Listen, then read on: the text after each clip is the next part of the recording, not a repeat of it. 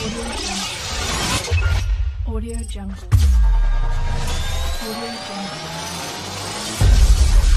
Audio Jungle. Ketika seseorang menjadikan Tuhan perasaannya, hatinya sebagai hukum dalam hidupnya, dia tidak berani sembarangan berbicara. Sembarangan berbicara saja dia tidak berani, apalagi berbohong.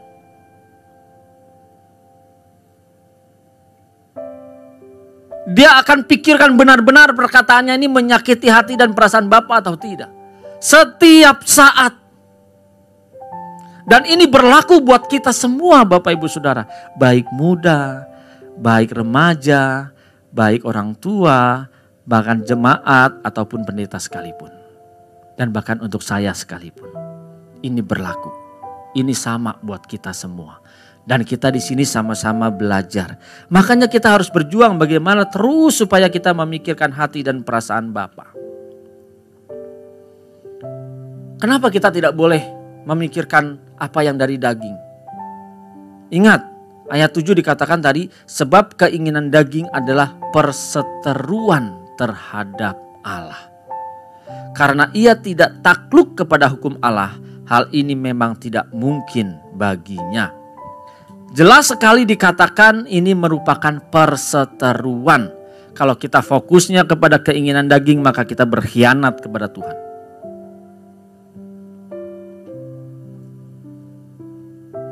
Mau mengalami kemenangan di dalam Tuhan Yesus Kristus? Berkhianatlah dari dunia. Berkhianatlah dari daging kita. Berkhianatlah dari ego kita. Berkhianatlah dari kesombongan kita. Baru kita bisa setia sama Tuhan. Tapi kalau kita tidak bisa berkhianat dari daging kita, keinginan duniawi ini, maka kita sedang berkhianat kepada Tuhan. Jangan sampai kita setiap minggu ada di gereja. Jangan sampai setiap minggu kita melayani, tetapi kita menjadi pengkhianat-pengkhianat di dalam Tuhan. Tuhan minta benar-benar sepenuhnya hidup kita setia kepada Dia. Maka kesetiaan itu pasti ada pengkhianatan. Kalau kita setia kepada Tuhan, maka kita berkhianat kepada dunia ini. Itu pasti. Tidak ada win-win solution, tidak ada. Selama ini kan kita masih cari jalan tengahnya gimana. Dunia oke, semua oke. Sukses di bumi dan sukses di surga. Kan begitu win-win solutionnya ke rata-rata. Kaya di bumi, kaya di surga.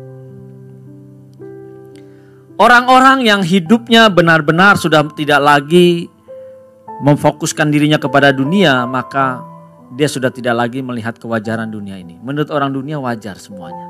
Wajar. Tapi dia berani berjalan. Menurut orang dunia ini tidak wajar, ini orang rada-rada gak waras. Tapi itu yang kita pilih.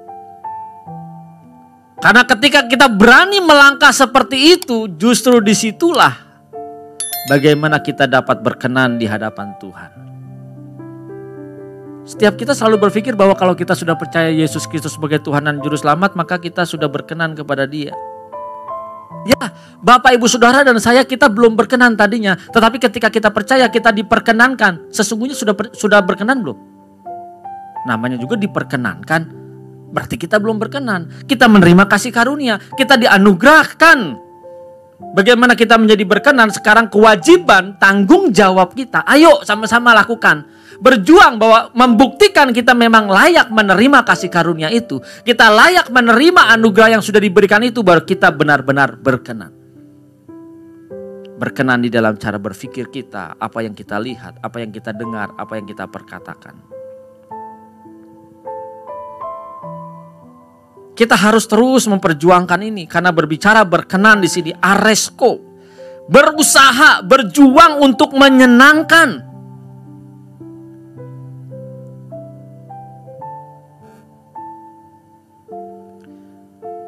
Sepasang sejoli atau sepasang ketika dia melakukan hubungan, dia berkomunikasi, dia berusaha untuk saling menyenangkan. Berusaha untuk membuat pasangannya senang. Supaya hatinya bisa berkenan. Ada gak sekarang dalam kehidupan kita? Berjuang. menyenangkan hati Tuhan. Berjuang supaya apa yang kita lakukan itu membuat Tuhan tersenyum. Jangan-jangan apa yang kita buat selama ini, apa yang kita lakukan ini bukan membuat Tuhan tersenyum, tetapi membuat Tuhan berduka. Tuhan bersedih. Kenapa ini anak satu kok begini terus? Kita kalau punya anak juga pastikan kita maunya anak kita itu berkenan di hati kita. Bapak ibu saudara punya 4 anak, 3 anak, semuanya disayang Tuhan. Kalau kita punya anak, kita sayang sama anak kita. Tetapi biasanya ada salah satu yang membuat hati kita tuh terpikat, kepincut. Jadi kemana-mana kita selalu ingatnya dia. Nah, ada gak sekarang kita membuat diri kita posisinya seperti itu. Membuat Tuhan itu terus maunya ingat sama kita. Tuhan sayang sama kita. Tapi ada gak usaha kita berjuang supaya Tuhan benar-benar fokusnya itu melihat kita. Nah ini perjuangan. Setiap kita berjuang untuk dapat supaya Tuhan suka sama kita. Berjuang bagaimana menyenangkan hatinya. Bukan berjuang bagaimana hatiku senang.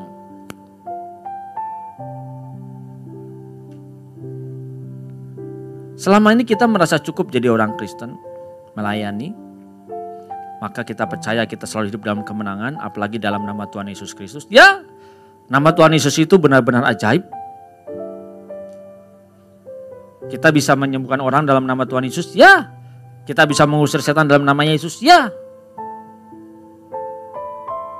Tapi satu hal yang tidak pernah bisa kita usir dalam nama Tuhan Yesus. Pikiran kita yang tidak sesuai dengan hati dan perasaan Bapa.